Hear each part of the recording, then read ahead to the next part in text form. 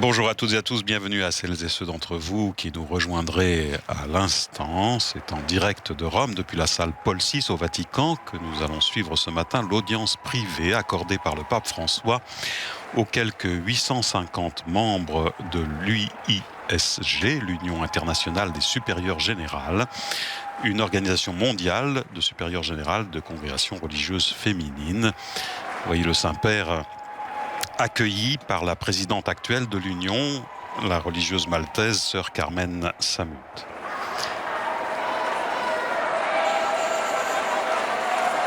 Cette organisation internationale des supérieures générales des congrégations religieuses féminines regroupe 1900 membres dans plus d'une centaine de pays.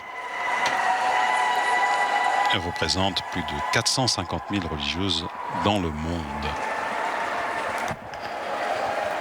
Le Saint-Père a donc fait son entrée, je vous l'ai dit, accueilli par la dirigeante actuelle, sœur Carmen Samut. Évidemment, sous les acclamations de ces quelques 850 religieuses. L'audience de ce matin vient en conclusion de l'assemblée plénière de cette organisation de l'Union internationale des supérieures générales. Assemblée plénière tenue à Rome depuis le 6 mai dernier, avec pour thème « Semeuse d'espérance prophétique ».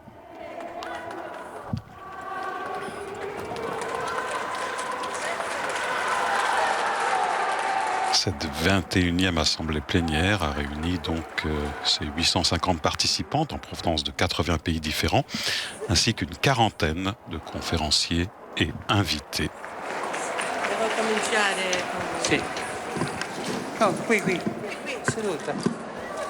Voilà, sœur Carmen qui s'installe à côté du Saint-Père. Je n'ai jamais pensé d'être à la droite du Saint-Père.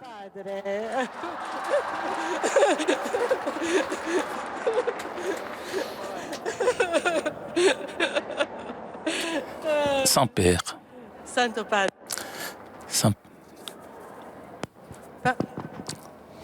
Non.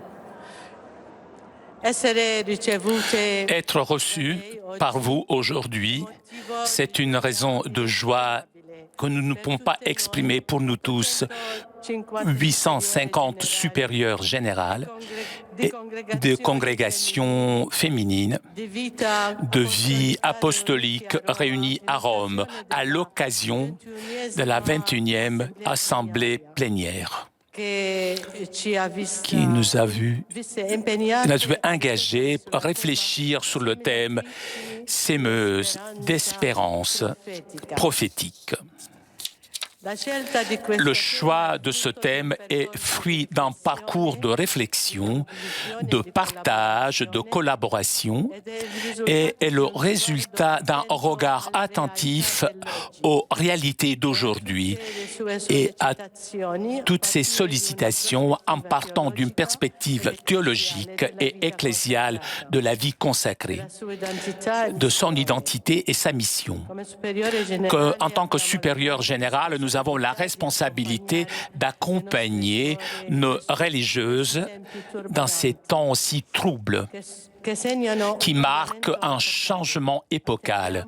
Nous attendons votre message d'encouragement et d'espérance que nous porterons à nos communautés présentes dans tous les continents. Nous aimerions vous assurer notre soutien et notre proximité.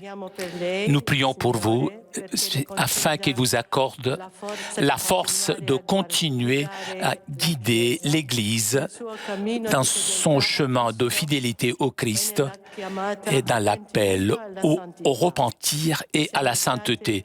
Nous vous remercions d'avoir éveillé toute l'Église, même au-delà de ses frontières, en la rappelant à sa propre responsabilité envers l'environnement et la terre. Et aussi avec une attention vis-à-vis de ceux qui sont plus vulnérables. La rencontre au Vatican sur la sauvegarde des mineurs, à laquelle a participé tout le Conseil est un emblème de votre sollicitude envers ceux qui souffrent et de la volonté de garantir un environnement sûr aux enfants et à tous ceux qui sont vulnérables dans l'Église. Des nouvelles normes publiées hier dans le motus proprio mettent en évidence le sérieux avec lequel l'Église, dans votre personne, traite cette souffrance. Nous vous remercions aussi d'avoir affronté la question douloureuse des religieuses victimes d'abus. Nous sommes conscientes que ces faits et aussi les cas d'abus de pouvoir, d'abus spirituels, psychologiques, sont répandus dans différentes parties du monde. Malheureusement, même dans le monde religieux féminin, il y a des cas d'abus de la part des religieuses. Les conférences nationales des religieux et religieuses affrontent avec courage et détermination ce fléau et nous, à l'UISC, nous avons organisé des séminaires sur cette thématique si délicate pour offrir un soutien et formation aux supérieurs des congrégations et rédiger ensemble un protocole pour la protection des mineurs et à tous les vulnérables qui montre des codes de conduite qu'il faudra faire adopter à tous les membres de la congrégation elle-même. À propos du diaconat féminin, dans l'interview que vous avez donnée aux journalistes lors du voyage de retour de la Bulgarie et Macédoine, au propos des travaux de la commission d'études sur ce thème, vous avez répondu qu'on a fait un bon travail et cela pourra être utile pour avancer. Alors que nous vous remercions de tout cœur d'avoir ouvert la réflexion, nous portons dans notre cœur une question. De quel ministère a besoin l'Église aujourd'hui afin que des hommes et des femmes puissent offrir leur contribution spécifique? Nous vous remercions pour l'encouragement à être fidèles au chemin de sainteté qui nous appelle à accueillir tous, surtout ceux qui sont abandonnés, ceux qui souffrent. Nous sommes appropriés la réalité des traites des êtres humains, le défi de l'immigration dans le monde entier et à l'intérieur de nos congrégations, du dialogue interreligieux, les situations de violence et de conflit. L'urgence de l'attention envers notre planète, des nouvelles orientations pour la protection des enfants. Ces réalités sont des appels à être toujours plus sémeuses d'espérance prophétique pour notre monde. Saint-Père, vous êtes pour nous source d'une grande inspiration, d'encouragement à vivre dans la radicalité notre style de vie et de présence et à devenir toujours plus sémeuse d'espérance prophétique dans le monde d'aujourd'hui. Nous vous promettons de continuer à prier pour vous chaque jour et nous invoquons votre bénédiction sur nous toutes et sur nos sœurs en marche dans le monde. Voilà donc pour ce mot d'accueil de sœur Carmen Samut, présidente actuelle donc de l'Union internationale des supérieurs générales. Je voudrais vous remercier. Vous avez dit que je suis source d'inspiration. Merci. Je ne suis pas source de cauchemar.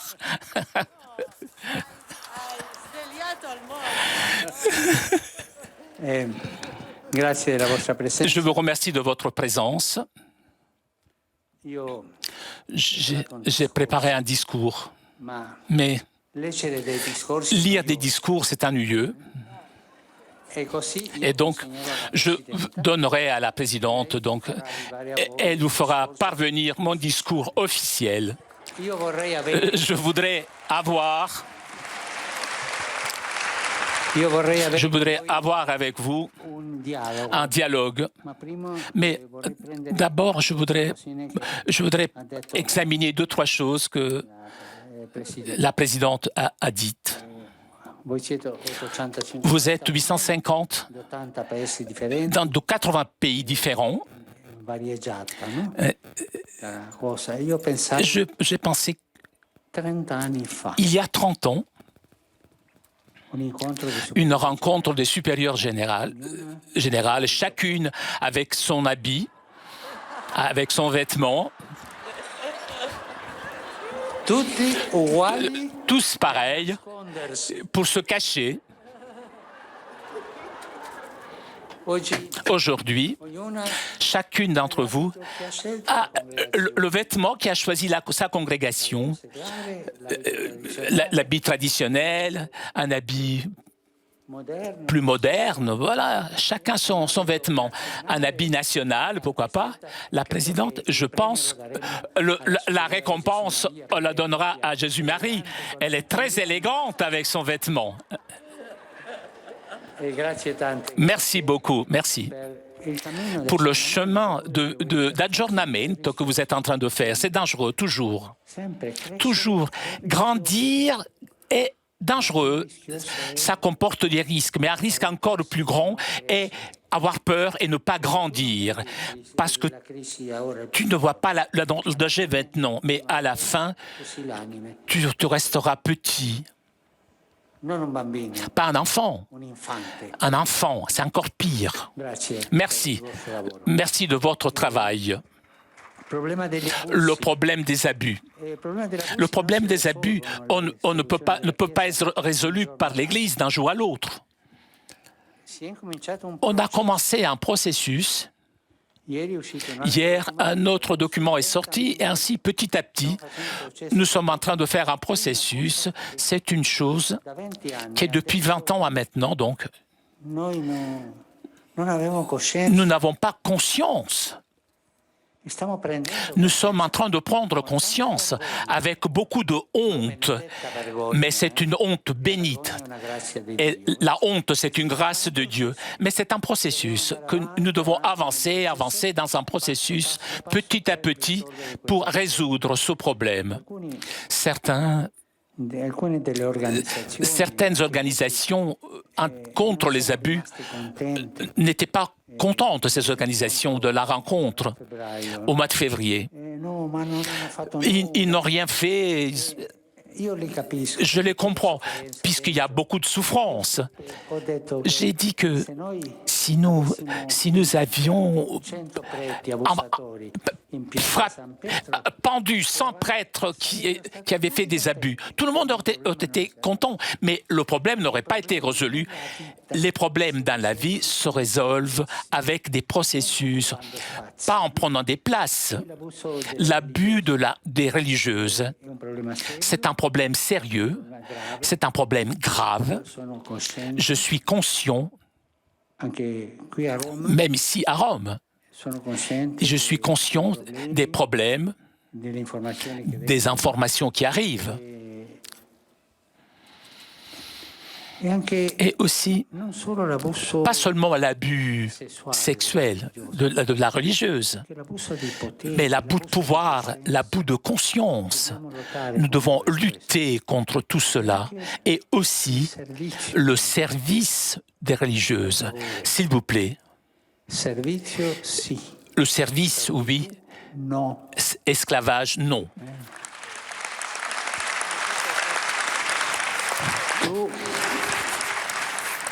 Tu es religieuse, tu n'es pas devenue religieuse pour être la domestique d'un prêtre. Et donc, nous devons nous aider réciproquement. Nous pouvons dire non, mais la supérieure dit que oui. Hein? Non, tous ensemble, pas d'esclavage. Le service, oui. Tu travailles dans les dicastères, cela, oui. Oui. Voilà, ça va faire de bon travail. D'accord. Mais il ne faut pas être la domestique. Tu veux être une domestique, fais comme font les religieuses de Père Pernet, de l'Ascension, qui font les infirmières, les domestiques, dans les maisons des malades. Là, oui, parce que c'est un service, mais non pas de domestique, non. Et il faut qu'on s'aide les uns les autres. Ensuite, le diaconat féminin, lorsque vous m'avez suggéré de créer une commission, parce que c'était votre idée, j'ai dit oui. J'ai créé une commission. La commission a bien travaillé. Tous étaient vraiment très doués, des hommes et des femmes, des théologiens, et sont arrivés jusqu'à un certain point. Tous d'accord. Ensuite, chacun avait sa propre idée. Et donc, je donnerai à la présidente, officiellement aujourd'hui, je donnerai le résultat du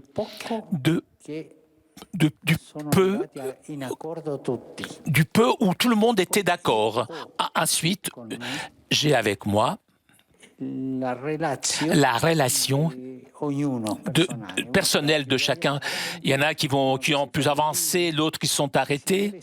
On doit étudier tout cela, parce que je ne peux pas faire un décret sacramental sans fondement théologique, historique, non. Mais on a bien travaillé, on a assez travaillé. C'est peu, c'est vrai. Le résultat n'est peut-être pas grand-chose, mais c'est un pas en avant. Bien sûr, il y avait une forme de diaconat féminin au début, surtout en Syrie, dans cette zone-là, voilà. Et ils m'ont dit sous l'avion, aider le baptême, en cas de dissolution du mariage. La forme d'ordination n'était pas formule sacramentelle, était quelque chose, pour ainsi dire. C'est ce qu'on m'a raconté. C'était comme aujourd'hui, c'est la bénédiction d'une abbadesse, une bénédiction spéciale pour le diaconat. On avancera et d'ici quelque temps, je pourrai faire appeler le membre de la commission. Je donnerai officiellement ce document commun et je retiens donc, et si quelqu'un est intéressé, lui donner aussi l'opinion personnelle de chacun. Mais ils ont fait un bon travail et je les remercie. Ensuite, sur la fonction dans l'Église, essayez, nous devons avancer dans la question quel est le travail de la religieuse, de la femme, de la femme consacrée dans l'Église. Et ne pas se tromper en pensant que c'est seulement un travail fonctionnel. Non, peut-être, un chef du dicaster, j'avais quelqu'un qui travaillait avec moi, beaucoup de femmes qui travaillent ici à l'évêché.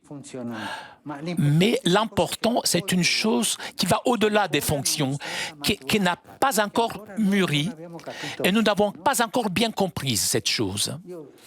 Je dis l'Église est féminine, l'Église est femme. Et il y en a qui disent, mais ça, c'est une image. Non, c'est la réalité. Et c'est dans la Bible, l'Apocalypse, on l'appelle l'épouse. Et l'épouse de Jésus, c'est une femme. Mais c'est cette théologie de la femme, nous devons avancer. C'est ça que je voulais vous dire. Et maintenant, il y a 40 minutes pour poser des questions. Vous êtes d'accord ou alors je m'en vais?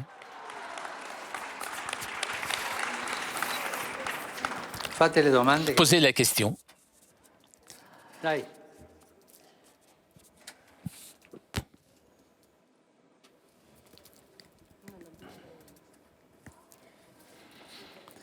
Allez, je vous demande de venir ici. C'est mieux comme ça. Hein? J'aime pas lire les discours.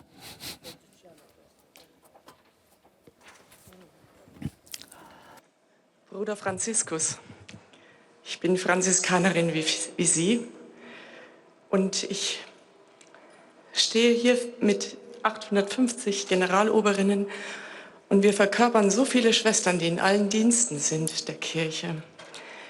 Langsam bitte.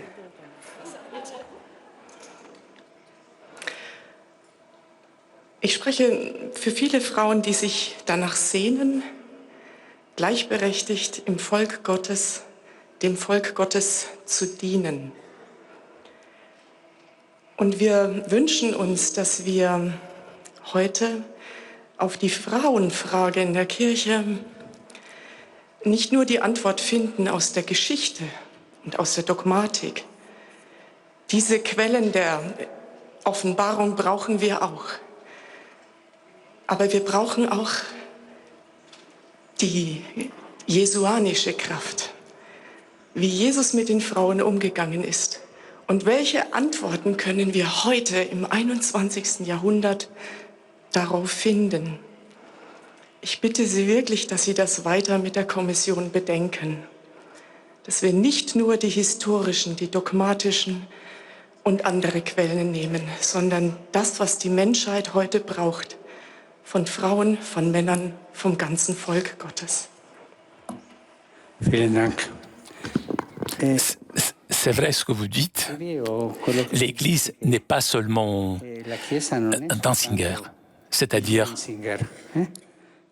une collection de pas dogmatiques, de passages dogmatiques, de choses reliées à l'histoire. Ça, c'est vrai. Mais l'Église se développe dans son chemin, dans la fidélité à la révélation. Nous ne pouvons pas changer la révélation. C'est vrai que la révélation se développe. La parole, c'est se développer, se développe avec le temps. Et nous, avec le temps, nous comprenons mieux la foi. La façon de comprendre la foi aujourd'hui, après Vatican II, est différente de la façon de comprendre la foi avant Vatican II. Parce qu'il y a un développement de la conscience. Et vous avez raison. Et cela, ce n'est pas une nouveauté, puisque la nature même de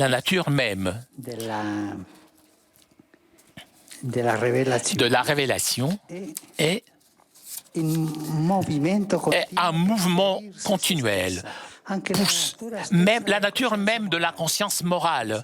Par exemple, aujourd'hui, j'ai dit clairement que la peine de mort n'est pas acceptable, c'est immoral. Mais il y a 50 ans, non, l'Église a changé, non. L'Église s'est développée la conscience morale, un développement. Et cela l'avait compris, les pères l'avaient compris. En 1800, il y avait un père français, de Saint-Saud-de-Lérine, qui avait créé une belle expression. Il dit que la conscience de la foi, je le dis en latin, après je traduis, Ut annis consolidetur, dilatetur tempore sublimetur etate. C'est-à-dire grandit avec les années. Et elle grandit continuellement. Elle ne change pas, mais grandit. S'élargit avec le temps. Et on peut mieux comprendre ça.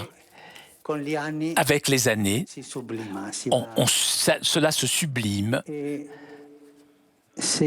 si je vois que ce que je pense maintenant est en liaison avec la révélation, C'est bien, mais c'est une chose étrange qui n'est pas dans la révélation, même dans le camp moral, qui n'est pas selon le camp moral.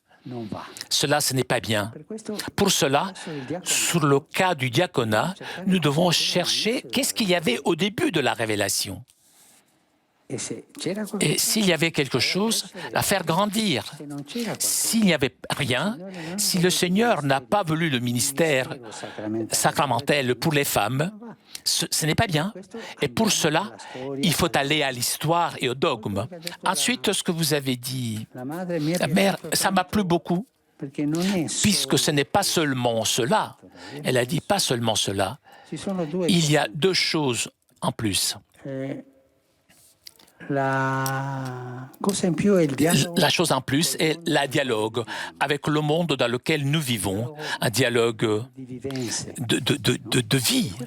Et ce dialogue avec le monde provoque des citations nouvelles qui demandent des réponses nouvelles. Mais ces réponses doivent être en harmonie avec la révélation. Le dialogue. D'abord le développement de la foi et de la morale, comme j'ai expliqué, mais toujours avec le fondement. Et ensuite, l'harmonie avec la révélation dans le dialogue. Il ne faut pas avoir peur de dialoguer, c'est important. La troisième chose, le témoignage. Et sur cela, je pense que le plus important, ce que vous avez dit, mais vous avez dit que la nécessité du témoignage. C'est vrai, pas seulement les choses dogmatiques. Nous, on ne va nulle part avec la vie concrète. Nous savons quelle est la vérité, nous savons ce que c'est que le dogme. Mais comment nous affronter cela, comment grandir, c'est autre chose. Le Danzinger nous aide, c'est toute la dogmatique qui est là. Mais nous devons grandir continuellement. J'avais fait référence à vos habits, les habits d'aujourd'hui. Mais vous avez changé vos habits, vous avez gâché la vie consacrée. Non! Dans le dialogue avec le monde, chaque congrégation a vu comment il valait mieux exprimer son charisme et s'exprimer. Et cela qui a un habit différent, ce n'est ni pire ni mieux. Chaque congrégation fait son discernement. Et avec cela, je tombe dans le mot-clé « discerner ». Nous avons besoin de discernement. Tout n'est pas blanc ou noir, et même pas gris. Et tout est en marche. Tout est en marche. Mais marchons sur un bon chemin, sur le chemin de la révélation. Nous ne pouvons pas marcher sur un autre chemin. Je pense que, même si je n'ai pas répondu à toutes les nuances qu'il y avait dans votre question, je pense que voilà la réponse. C'est vrai, pas seulement les définitions dogmatiques, les choses historiques nous aideront, pas seulement, mais nous ne pouvons pas aller au-delà de la révélation et voilà. Nous sommes catholiques. C'est quelqu'un, il y en a qui veut faire une autre église, pourquoi pas, mais enfin...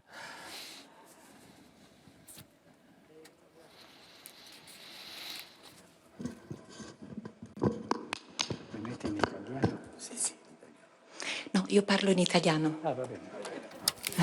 Je parle en italien, ouf, ça mieux.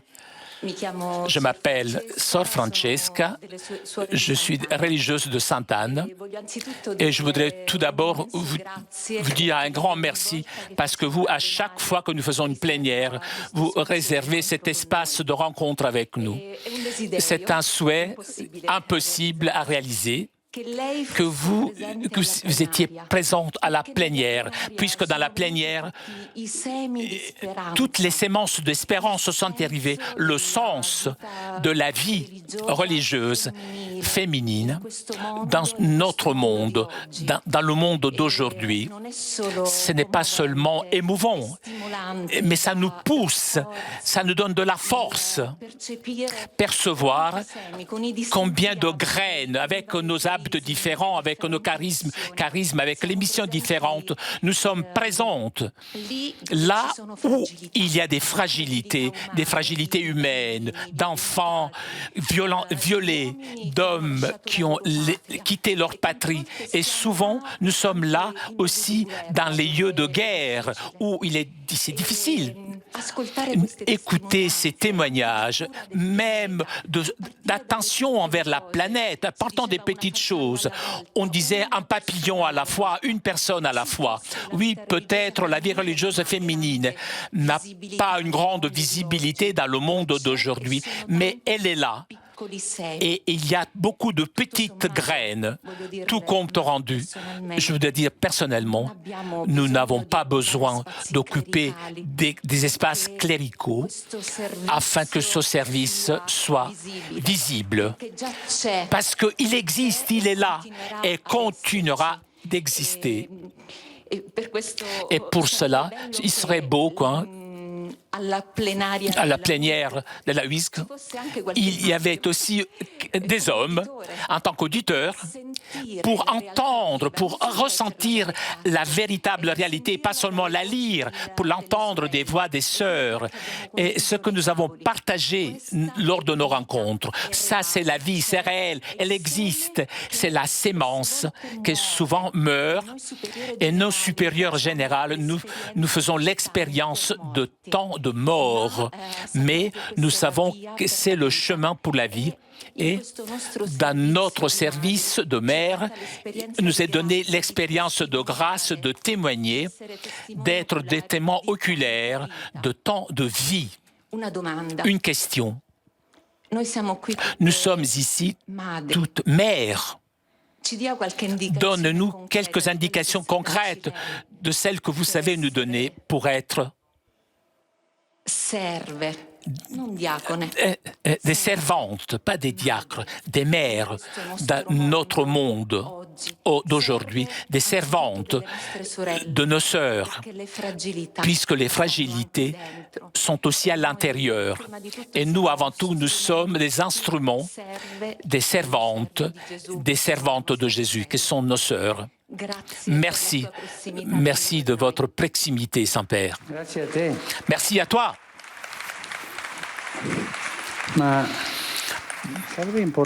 Il serait important qu'il y avait aussi des hommes aussi lors des prochaines rencontres. Ah oui, c'est important. Comprendre ces nuances que dans un résumé ne sont jamais très évidentes. C'est une bonne idée. Vous avez parlé donc 3 mots, 3 piliers.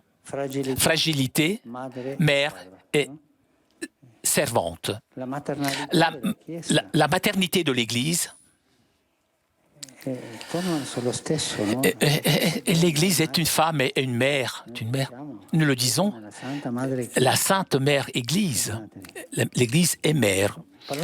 En parlant de fragilité, le point de la rencontre avec la fragilité est le point il nous fait comprendre ce qui est arrivé lorsque Dieu avait envoyé son Fils. Dieu rencontre la fragilité la plus grande, la fragilité humaine. Et prend la fragilité la plus grande et prend notre humanité. Il ne faut pas avoir peur de la fragilité, non. Même s'approcher des fragilités humaines, ce n'est pas un acte de bienfaisance, sociale. Non, c'est un acte théologique. Aller au point de la rencontre entre Dieu et une femme, c'est incarné. Ce matin, à la messe, il y avait 25 religieuses du Cotolengo qui faisaient, 26 peut-être, qui faisaient 50e anniversaire de leur vie consacrée. Et par vocation, elles vivent, ces religieuses, dans la fragilité, puisqu'elles travaillent avec des handicapés tout le temps, et parfois des handicapés très graves. Et son mère, mais cet enfant, cet adolescent, il ne serait pas plus utile qu'ils étaient soignés par une infirmière ou par l'État. Non, non, une religieuse. Elles ressentent cette vocation vers la fragilité. Pas seulement vous les supérieurs. Combien de fois vous devez caresser les fragilités des religieuses, des sœurs, souvent, trop souvent, porter sur vos épaules les fragilités de vos communautés. C'est là, dans cette souffrance, parler avec une religieuse qui veut partir, parler avec l'autre qui ne se sent pas bien, la comprendre, avancer. Le ministère avec la fragilité. Mais nous aussi, nous l'avons.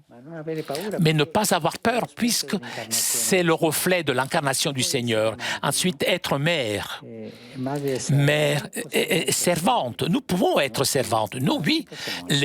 Nous aussi, nous pouvons être des serveurs. Mais la mère, non. La mère, non. Père, la mère, non. Le père, oui, pas la mère. La maternité de l'Église et la maternité de la Vierge Marie ont un reflet dans la femme consacrée. Pas ailleurs. Un reflet total, une mère de famille.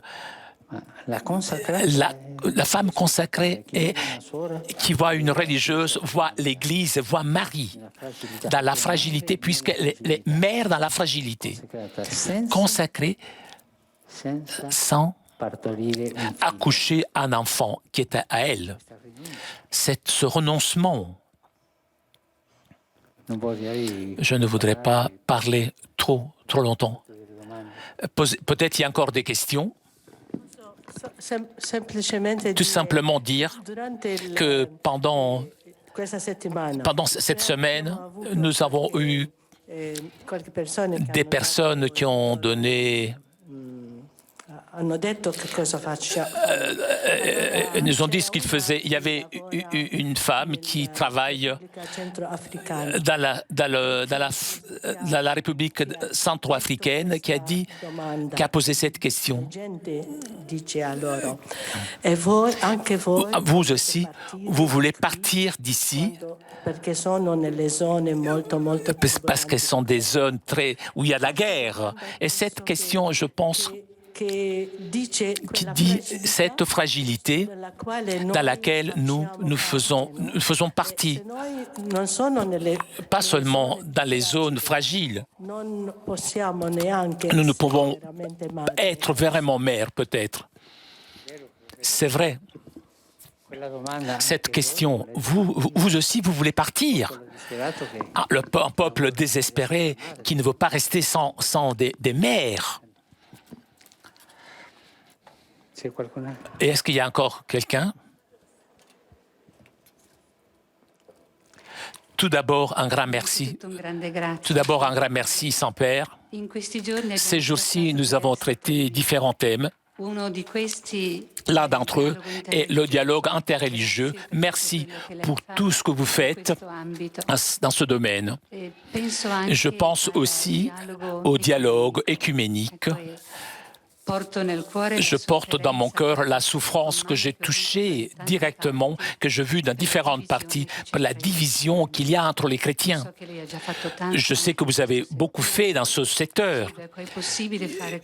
Est-ce qu'on peut faire encore plus pour arriver à cette communion entre les chrétiens? Merci. Merci à toi.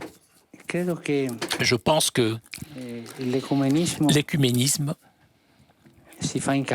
on le fait toujours en marche, en marchant. C'est vrai que les théologiens doivent étudier, discuter, mais il y a cette anecdote qui est vraie, me dit que c'est une vraie anecdote. Lorsque Saint Paul VI rencontra Athénagoras, j'aimerais dire Saint Athénagoras, Athénagoras lui a dit à Paul VI, « Allez, on fait une chose. On va ensemble et les théologiens, on les envoie dans une île. Comme ça, ils peuvent réfléchir. Et nous, on avance tous les deux ensemble. » C'est une blague, mais on dit que c'est vrai. Et ce n'est pas vrai, mais j'aime quand même. Mais tout cela se fait en marchant. Il y a des pauvres. On va travailler avec les pauvres. Il y a des migrants, ensemble, toujours ensemble. Voilà l'écuménisme du pauvre, que j'appelle ce qu'on fait en marche avec des œuvres de charité. Mais il y a encore un autre écuménisme, celui du sang. Lorsqu'on tue les chrétiens, du fait qu'ils sont chrétiens, est-ce que tu es anglican, est-ce que tu es luthérien, est-ce que tu es catholique, orthodoxe? Non, ils tuent. Et le sang se mélange. Je me souviens une fois qu'un curé à Hambourg, le père était chargé de faire avancer la cause d'un prêtre qui avait été guillotiné par les nazis, puisqu'il enseignait de la catéchèse aux enfants. Mais après lui, était guillotiné pour la même raison, un pasteur luthérien. Et il était allé voir l'évêque. Je ne peux pas avancer avec la cause de celui-là sans m'occuper de l'autre, du luthérien, puisque leur sang s'est mélangé. L'écuménisme du sang. Nous avons beaucoup de martyrs en commun. Paul VI, lorsqu'il avait canonisé les martyrs de l'Ouganda, c'était des catéchistes. La moitié anglicain et d'autres catholiques dans son discours de canonisation, il a mentionné du martyre des anglicains. Déjà, Paul VI avait dit cela. Il y a l'écuménisme du sang. Et nous devons faire ensemble le plus possible. Par exemple, j'ai béni l'exposition sous la traite. Travaillons ensemble. Tous, catholiques, les anglicains, tous. C'est un problème social. Nous devons résoudre ensemble. Et cela, je pense que c'est important. L'écuménisme se fait en marche, ne se fait pas seulement avec la réflexion théologique. Cela peut peut-être aider, mais nous avons fait des progrès sur cela avec les luthériens. Sur la justification, on a fait des beaux progrès, mais nous ne pouvons pas rester ferme, bloqué, jusqu'à ce qu'on résolve tous les points théologiques. Les théologiens ont une grande fonction, importance dans l'Église. Ils étudient, ils nous aident, mais nous, entre-temps, on marche. Voilà, l'écuménisme de la prière. L'écuménisme de la prière, l'écuménisme du sang, l'écuménisme du pauvre. Prions les uns pour les autres, même les uns avec les autres. Et cela de l'écuménisme, le dialogue interreligieux, essayer des valeurs communes, chercher les valeurs communes, et il y en a. Et ça, c'est bien. Par exemple, les valeurs communes, le respect pour la vie des nouveau-nés, par exemple, ou de ceux qui ne sont pas nés et qui ont les musulmans. Ce respect est merveilleux. Eu sou irmã Marlise, das Irmãs do Imaculado Coração de Maria do Brasil. Je viens du Brésil. Querido Papa Francisco, Cher Pape François, é assim que nós o sentimos. Eu me sinto muito emocionada. Je suis très ému d'être devant vous. Que nunca imaginou sentar ao seu lado, eu também nunca imaginei. Et je ne pouvais pas m'imaginer d'être ici et d'adresser des paroles et une question. Nós nos sentimos, eu fui incentivada pelas minhas J'étais poussé par ma collègue, pelas minhas colegas par ma brasileiras. collègue brésilienne à venir ici. E gostaria de dizer que nós nos sentimos muito felizes. Nous sommes très heureuses et fiers Latino-americana. d'avoir un peuple latino-américain. Todas aqui. Nous tous ici, latino-américains, a ce même sentiment. Obrigada. Merci. E gostaria de dizer que Je voudrais dire que todas as suas iniciativas. nous apprécions toutes vos initiatives, principalement au profit des pauvres, No Brasil, nous, dans le Brésil et dans différents pays d'Amérique latine. estamos Nous sommes en train de vivre une situation très difficile, comme dans d'autres parties du monde. tem sido uma presença extremamente significativa Et il y a une présence significative dans le monde pour l'humanité, les pauvres, les réfugiés, traficados. les trafiquants. Sua iniciativa Votre initiative aussi au profit du trafic humain, la traite humaine. nossa contribuição no Nous avons donné notre contribution dans le Brésil et nous travaillons pour la vie et nous demandons d'approfondir encore plus et de pousser encore plus se integrar pour être intégrés no enfrentamento ao tráfico. et de travailler contre la traite. Está por acontecer o sínodo da Amazônia. Il y a aussi le synode de l'Amazonie qui arrivera et je voudrais poser la question. Poderá ser a contribuição da Quelle peut être la contribution de la vie consacrée sínodo da Amazônia. pour le synode de l'Amazonie, particulièrement? Voilà ma question. Io dovrei farle la domanda. Je devrais vous poser la question, qui est encore plus.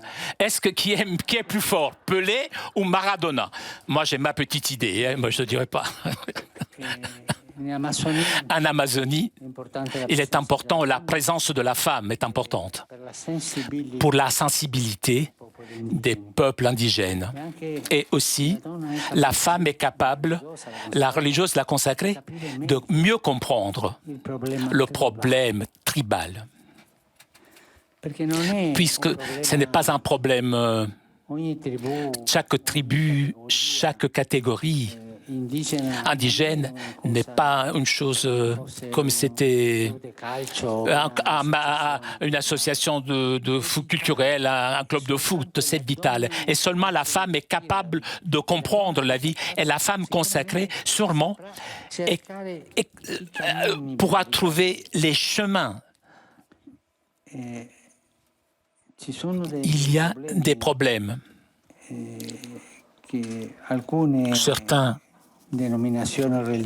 Certaines dominations religieuses ont con l'indigeno avec les indigènes, puisqu'ils ne comprennent pas bien la loro strada. leur chemin. Anche il problema Même le problème de l'expression liturgique, dell'inculturazione, l'inculturation congregazione per avec la congrégation pour le culte, congregazione liturgica loro, no? E che è una vecchia tradizione c'est une vieille tradition, non? in Cina, Même en Chine, Padre Ricci, in India, en Inde. quei tempi già À l'époque, déjà, il y avait le problème de l'inculturation. Il y a aussi ce problème, je pense que votre contribution sbagliare nella nous aidera à ne pas nous tromper dans l'inculturation et à accompagner avec respect, perché puisque une femme consacrée est très attentive dans ce respect come cresce la et comment la vie grandit dans le respect. Suora Sant'Anna Et je reviens à Sainte-Anne, à la fragilité, je reviens. Une femme consacrée, sa muoversi con la fragilità. c'est In modo speciale. ce qu'il faut faire avec la fragilité, de façon théologale. Allez, la dernière. L'ultima. La dernière.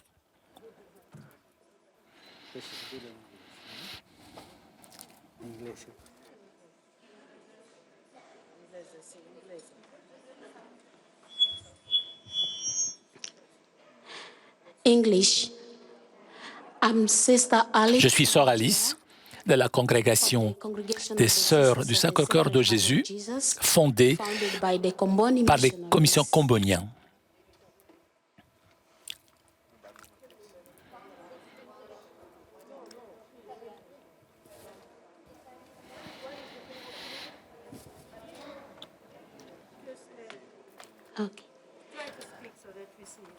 Okay. Ce sera Alice, Georgia.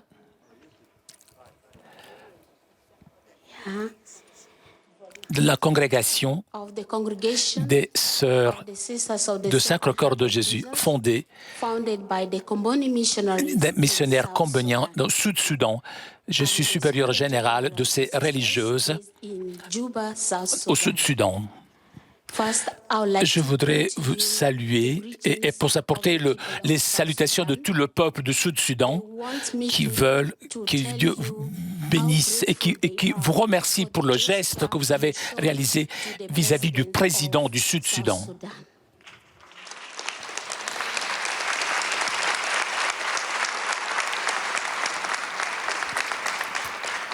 Nous sommes sentis vraiment humbles pour ce geste. Beaucoup de personnes disent qu'il n'y a pas eu la possibilité d'apprendre cet événement. Je voudrais vous remercier aussi pour le nouvel évêque qui est d'assemblée locale de Sud-Soudan, qui a beaucoup de défis à affronter, mais tout particulièrement, celle que je voudrais vous présenter est le défi à l'intérieur de l'Église, puisque vous avez parlé de processus, et ça c'est bien. Nous avons au moins maintenant 3 diocèses qui n'ont pas d'évêque, alors que les 2 autres ont des évêques qui ont déjà l'âge de la retraite, même un autre archevêque. Donc, avec la situation au Sud-Soudan, je pense que nous avons besoin d'une Église forte,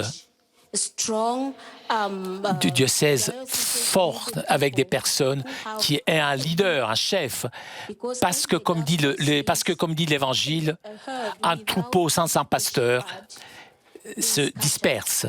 Donc ma question est, combien de temps il faudra afin qu'un diocèse puisse avancer sans un évêque? Nous avons besoin d'un évêque. Et la dernière chose que je voudrais vous demander, à mon nom et au nom de mes personnes du Sud-Soudan, je demande de bénir mon pays, le Sud-Soudan.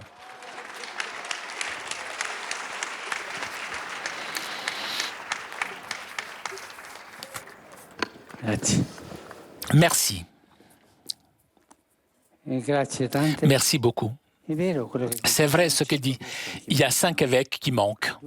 2 sont âgés et 3 sont vacants, donc il n'y a pas d'évêques. On a eu du mal pour nommer ce dernier et on me dit qu'il y a en marche les 2, donc il y a peut-être 2 qui vont arriver, peut-être. J'espère, vous avez raison. On souffre beaucoup parce que certains évêques, pour visiter les catholiques, pour rendre visite aux catholiques, doivent sortir dans les camps de réfugiés. La situation n'est pas claire encore. Merci. C'est l'une des choses les plus importantes. Nommer donc des évêques. On ne trouve pas toujours des candidats. On doit attendre. Mais au moins, nous pouvons dire à la religieuse, à la sœur, que nous prierons afin qu'on trouve des bons évêques. Et il y a aussi des défauts humains. Un bon prêtre ne peut pas faire l'évêque parce qu'il n'a pas cette dimension. Et trouver un candidat n'est pas facile, mais vous avez raison. Et nous prierons pour cela. Sono stato per andare J'étais sur le point l'année dernière au Sud-Soudan avec l'archevêque Canterbury, mais cela n'a pas été possible. abbiamo promesso Nous avons promis d'y aller insieme ensemble, l'arcivescovo l'archevêque anglican e io et moi-même, forse quest'anno peut-être cette année, forse peut-être, ce n'est pas une promesse, mais quando vado al Mozambico quand je vais au Mozambique, au Madagascar, les îles Maurice, peut-être il y aura du temps pour passer là-bas. Je dis, il n'y a pas le temps, c'est pas le temps de la montre. Le temps, est-ce que le temps sera propice pour y aller? Je veux y aller au Sud-Soudan et je le porte dans mon cœur. ma vorrei dire una Mais je voudrais dire une chose très belle du Sud-Soudan. quando c'è questo che non si sapeva come uscire Lorsqu'on ne savait pas comment sortir, est arrivé dirigente politico dirigeants politiques la proposition de faire une retraite spirituelle au Vatican de 2 jours. Et ils l'ont fait. facevano pranzo Ils déjeunaient dans la salle, ils ont déjeuné là où j'étais, moi aussi, je les voyais, a tavola à table, come novizi. comme des novices, en silence, ils mangeaient. Questi che facevano la guerra Et ils faisaient la guerre. Ils étaient là, ils ne parlaient pas. Ils réfléchissaient sous la méditation du catholique, l'anglican, mais pour nous unir toujours. nessuna nazione ha fatto Aucune nation a fait cela. Il n'y a que eux, et ils sont vraiment, je les remercie. questo coraggio, S'ils ont eu le courage de faire cela, una testimonianza de donner un témoignage de ce genre, de venir faire une retraite spirituelle ici, possibilità di andare avanti. et on a peut-être la possibilité d'avancer. C'è il problema della Il y a le problème de la pauvreté, c'è la fame. il y a la famine là-bas. Il y a de la famine. Io vorrei andare. Je voudrais y aller. E anche c'è un piano di poter Il y a peut-être un plan pour y aller. davvero. E anche Et la vie religieuse là-bas, aiutate che cresca bene, il faut l'aider, il faut qu'elle grandisse, que les femmes soient fortes. sarà molto molto importante. C'est très important. E mi è piaciuto questa testimonianza Ce témoignage m'a plu. che in quell'angolo Dans ce coin de la géographie africaine, ci aiuterà tanto, no? nous aidera beaucoup. E credo che Et je pense que là-bas, qualcuno può dire voi certains... volete andare? Et vous voulez y aller ou pas? Come ha detto la Presidente. Comme a dit la présidente. Adesso è l'ora, C'est l'heure. io vorrei continuare Je voudrais continuer, sul serio. mais je prends au sérieux, Se sarò vivo, no? si je suis encore de ce monde, si je suis encore vivant, l'invitation Di partecipare, de participer au moins à une partie à la prochaine assemblée.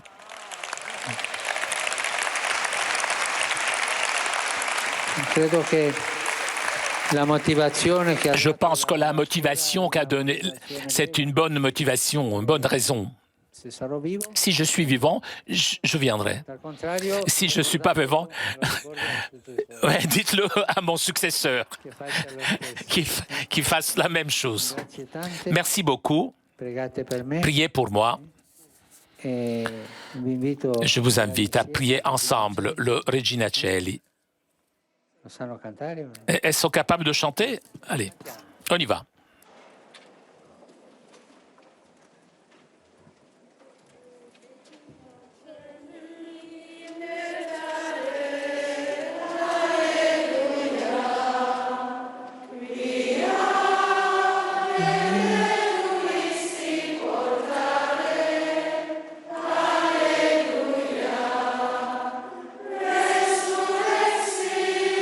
Sicuti sì, alleluia.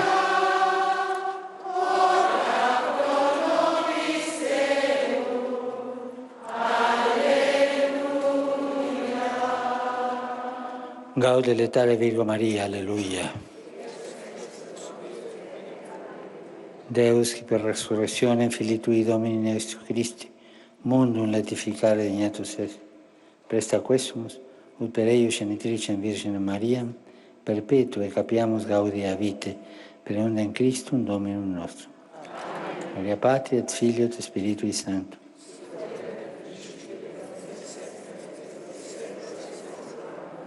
Requiem aeternam Dona Domine. Requiescant in pace. Benedica Dio Onnipotente, Padre, Figlio e lo Spirito Santo. Pregate per me, per favore. Priez pour moi, s'il vous plaît. N'oubliez pas. Et merci pour tout ce que vous faites.